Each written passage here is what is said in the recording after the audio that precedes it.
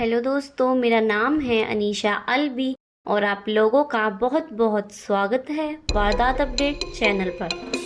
आज की कहानी क्राइम की दुनिया की एक ऐसी कहानी है जिसे सुन के आपके रोंगटे खड़े हो जाएंगे। आपको आज की यह कहानी कई दिनों तक परेशान भी कर सकती है और ये कहानी रूह कांप देने वाली एक सच्ची घटना है। आज की कहानी एक सीरियल किलर की है, लेकिन ये कहानी एक ऐसे सीरियल किलर की है जिसके नाम के आगे सीरियल किलर का टैग महज 8 साल की उम्र में ही जुड़ गया और जिसके नाम पर दुनिया के सबसे कम उम्र के सीरियल किलर होने का रिकॉर्ड दर्ज है। बिहार में एक जगह है बेगूसराय और इसी बेगूसराय जिले में एक गांव पड़ता है मुसहरी नाम का। इस गांव में एक परिवार रहता था, मगर वो परिवार बहुत ही गरीब था।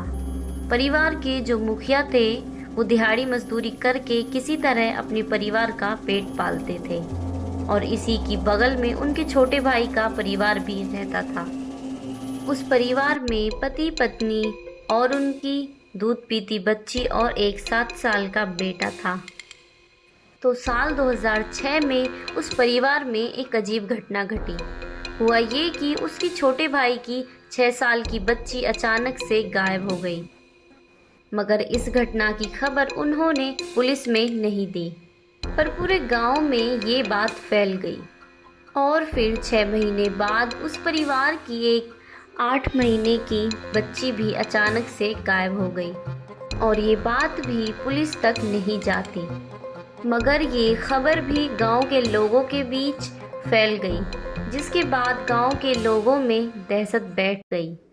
इसके बाद सिर्फ 3 महीने और बीते और साल 2007 में उस गांव से एक 6 महीने की दूध पीती बच्ची भी अचानक से गायब हो गई। पर इस बार पहली बार ऐसा हुआ कि जो बच्ची गायब हुई थी वो उस परिवार की नहीं थी, जिस परिवार के पहले भी 2 बच्चे गायब हो चुके थे, बल्कि वो एक दूसरे परिवार की थी। हुआ ये कि जहाँ ये परिवार रहता था उन्हीं की पड़ोस में एक चुनचुन देवी नाम की औरत रहा करती थी। उसकी एक 6 महीने की बच्ची थी जिसका नाम था खुशबू। तो चुनचुन देवी अपनी बच्ची को प्राइमरी स्कूल में खिला रही थी। अचानक से उसे घर का कुछ काम याद आ गया, तो वो अपनी बच्ची को प्राइमरी स्कूल में सुलाकर चली गई। थोड़ी देर बाद जब वह प्राइमरी स्कूल में पहुंची तो उसने देखा कि खुशबू गायब है और वो भगवानपुर पुलिस स्टेशन में जाकर खुशबू की मिसिंग रिपोर्ट लिखवाती है। अब ये पहली बार हुआ था कि किसी बच्ची के गायब होने की खबर पुलिस तक पहुंची, मगर पुलिस को खुशबू का कुछ पता नहीं चलता। लेकिन पूछताछ के दौरान पुलिस को यह पता चलता है कि गांव से 2 बच्चे और गायब हो चुके हैं और वो 2 बच्चे एक ही परिवार के थे। जिसके बाद पुलिस उस परिवार के पास जाती है और खुशबू के बारे में पूछताछ करती है। थोड़ी देर बाद वो अपने 8 साल के बेटे अमरजीत सदा को बुलाते हैं और पुलिस से कहते हैं कि अगर खुशबू के बारे में कोई कुछ बता सकता है तो वो यही है। पुलिस को ये सब बहुत अजीब लगता है कि आखिर 8 साल के बच्चे को कैसे सब कुछ पता होगा। लेकिन फिर उसके बाद पुलिस सोचती है कि चलो क्या पता इस बच्चे के जरिए कोई सुरागी मिल जाए। पुलिस उस बच्चे से पूछती है कि बेटा, तुम्हें पता है खुशबू कहाँ है? पुलिस वालों का ये सवाल सुनकर वो हंसने लगता है। पुलिस ने दोबारा पूछा तो वो फिर हंसते हुए बोला कि हाँ, मुझे पता है कि खुशबू कहाँ है। अब पुलिस ने ये पूछा कि बताओ खुशबू कहाँ है, मगर वो उनके सवालों पर हंसे जा रहा था। मगर फिर भी पुलिस उससे खुशबू के बारे में पूछती रहती है कि शायद कुछ सुराग मिल जाए। इसी बीच अमरजीत बोल पड़ा कि अगर मुझे बिस्कुट दोगे तो मैं सब कुछ बताऊंगा। पुलिस ने एक बिस्कुट मंगाया और उसे दे दिया। उसने बिस्कुट का पैकेट खोला और खाने लगा। उसके बाद पुलिस ने फिर पूछा कि खुशबू कहाँ है, तो बिस्कुट खाते खाते अमरजीत बोला कि मैंने उसे खपडेल से मार कर सुला दिया। ये बात सुनकर पुलिस वालों को लगा कि ये क्या बोल रहा है, जिसके बाद पुलिस वालों ने अमरजीत से दोबारा पूछा तो उसने दोबारा भी यही बात बोली। अब पुलिस वालों का भी थोड़ा इंटरेस्ट जागा, तो उन्होंने पूछा कि अच्छा ये बताओ कि तुमने खुशबू को कहाँ सुलाया है। तो वो बोला कि चलो मैं वो जगह दिखाता हूँ। इसके बाद अमरजीत उन पुलिस वालों को उस प्राइमरी स्कूल से कुछ दूरी पर ले जाता है जहाँ उसने खुशबू को मारा था, और वहाँ एक झाड़ी की तरफ इशारा करके बोला कि मैंने उसे यहीं सुलाया था। पुलिस उस झाड़ी के पास गई तो वहाँ एक छोटा सा गड्ढा था जो घास फूस और पत्तों से ढका हुआ था। जब पुलिस ने वो घास हटाई तो उसमें से खुशबू की लाश मिली। ये देखकर पुलिस वाले भी दंग रह गए।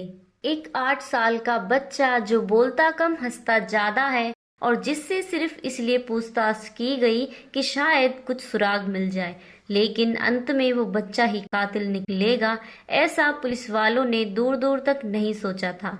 इसके बाद पुलिस वालों ने खुशबू का मर्डर करने के जुर्म में उसे गिरफ्तार कर लिया और उसे अपने साथ पुलिस स्टेशन ले गई। मगर अमरजीत अभी भी पुलिस वालों को देखकर हंसे जा रहा था। शायद उसे पता ही नहीं था कि पुलिस क्या है, पुलिस स्टेशन क्या है और कानून क्या है।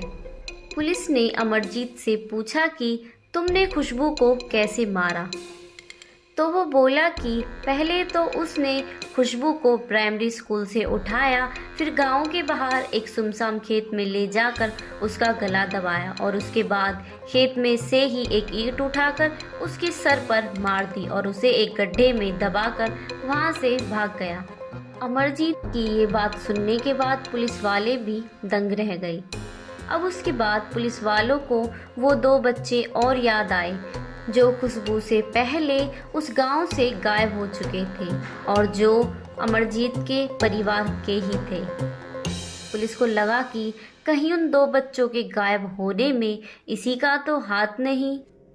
तो पुलिस ने अमरजीत से पूछा कि अच्छा बताओ कि तुमने किस किस को ऐसे ईंट से मारकर सुलाया है। ये सवाल सुनकर वो हंसने लगा और बोला कि और बिस्कुट दो तो बताऊंगा। फिर पुलिस वालों ने बिस्कुट का एक और पैकेट मंगाया और उसे दे दिया।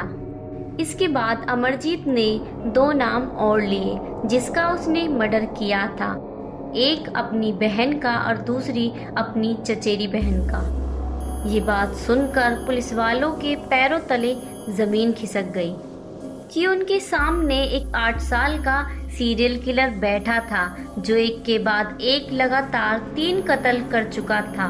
उसके बाद पुलिस वालों ने अमरजीत के चाचा और उसके माता पिता को बुलाया और इस बारे में पूछताछ शुरू की। तो उन्होंने बताया कि अमरजीत ने आज से करीब 9 महीने पहले 2006 में पहला कत्ल अपने चाचा की बेटी का किया था और उसे भी ठीक खुशबू की तरह गला दबाकर और ईंट मारकर मार डाला था। और जब अमरजीत की उम्र 7 साल थी तो उसके बाद उसने अपनी खुद की 8 महीने की बहन का मर्डर कर दिया और उसके बाद उसने ये एक्सेप्ट भी कर लिया था। फिर उसके बाद पुलिस ने पूछा कि अगर आपको पता था कि ये दोनों मर्डर अमरजीत ने किए हैं तो आपने इसकी खबर पुलिस में क्यों नहीं दी। तो उन्होंने बताया कि जब उसने अपनी चाचा की बेटी का मर्डर किया तो हमें लगा कि शायद उसने अनजाने में आपसी लड़ाई में उसका मर्डर कर दिया, जिसके बाद हमने उसे समझा बुझा कर छोड़ दिया। फिर इसके बाद उसने अपनी बहन को मार डाला, जिसके बाद हमने इसकी खूब पिटाई की, जिसके बाद अमरजीत बोला कि वो आज के बाद ऐसा नहीं करेगा। इसीलिए हमने उसे एक बार और माफ कर दिया, क्योंकि मारने वाला और मरने वाला दोनों ही हमारे परिवार के थे। इसीलिए हमने इसे एक फैमिली मैटर मानते हुए पुलिस में इसकी कोई कंप्लेंट नहीं की। पुलिस ने अमरजीत के चाचा और उसके माता पिता के ये बयान दर्ज कर लिए, मगर अब भी पुलिस वालों के मन में एक और सवाल था कि आखिर क्यों अमरजीत ने 3 बच्चों को बड़ी बेरहमी से मौत के घाट उतार दिया, क्योंकि हर मर्डर के पीछे कोई ना कोई मकसद जरूर होता है। तो ये तीनों मर्डर अमरजीत ने किए, इसके पीछे आखिर क्या मोटिव था? अब पुलिस वालों ने अमरजीत से उसी की भाषा में पूछा कि आखिर तुमने इन तीनों बच्चों को क्यों मारकर सुलाया? तो वो बोला कि उसे ऐसा करने में मजा आता है। जब वो किसी को दर्द में और तकलीफ में देखता है तो उसे बहुत अच्छा लगता है। ये सवाल सुनने के बाद पुलिस वालों के रोंगटे खड़े हो गए। इसके बाद पुलिस को लगा कि ये कोई नॉर्मल बच्चा नहीं है और इसकी दिमागी हालत भी ठीक नहीं है। इसके बाद अमरजीत को दिमागी डॉक्टर के पास भेजा गया, जिसके बाद उन्होंने अमरजीत के दिमाग की जांच पड़ताल शुरू की और काफ़ी स्टडी करने के बाद ये पता लगाया कि अमरजीत को कॉन्डक्ट डिसऑर्डर नाम की दिमागी बीमारी का शिकार है, जिसकी वजह से उसे किसी को तकलीफ में देखना, दर्द में देखने में बहुत अच्छा लगता है। उसे पता ही नहीं था कि वो किसी का खून भी कर रहा है और उसने जो किया वो उसकी नज़रों में गलत नहीं था, और शायद इसीलिए वो ना तो पुलिस को देखकर घबराया और ना ही पुलिस स्टेशन को देखकर। इन सब के बाद अमरजीत को अदालत में पेश किया गया, और क्योंकि वो एक नाबालिग था इसीलिए उसे बाल सुधार गृह में भेज दिया गया। मगर भारतीय कानून के हिसाब से अमरजीत को बाल सुधार गृह में 3 साल से ज़्यादा नहीं रखा जा सकता, और 3 साल बाद उसे आखिर यहाँ से भी आज़ाद कर दिया। मगर बाद में उसकी दिमागी हालत देखते हुए ये फैसला किया गया कि जब तक उसकी उम्र 18 साल की नहीं हो जाती तब तक उसे वहीं डॉक्टरों की निगरानी में रखा जाएगा। उसके बाद अमरजीत को बिहार के मुंगेर जिले के बाल सुधार गृह में भेज दिया गया, और क्योंकि वो एक नाबालिग था इसीलिए उसके बाद की जानकारी पब्लिक में डिस्क्लोज नहीं की गई। मगर अमरजीत का जो जन्म था वो साल था 1998, तो इस हिसाब से उसे 2016 में वहाँ से भी आज़ाद कर दिया गया होगा।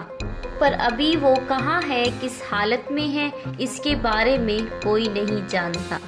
मगर इस घटना ने अमरजीत सदा का नाम ना सिर्फ देश बल्कि दुनिया में सबसे छोटे, सबसे यंगेस्ट, सबसे कम उम्र के सीरियल किलर में दर्ज कर दिया, और आज भी दुनिया के सबसे छोटे सीरियल किलर का रिकॉर्ड अमरजीत सदा के नाम दर्ज है। तो ये थी कहानी दुनिया की सबसे छोटे सीरियल किलर की। अगर आपको ये कहानी पसंद आई तो इसे लाइक करें, शेयर करें, और साथ ही ऐसी क्राइम की स्टोरी सुनने के लिए हमारे चैनल के साथ जुड़ जाएं। धन्यवाद।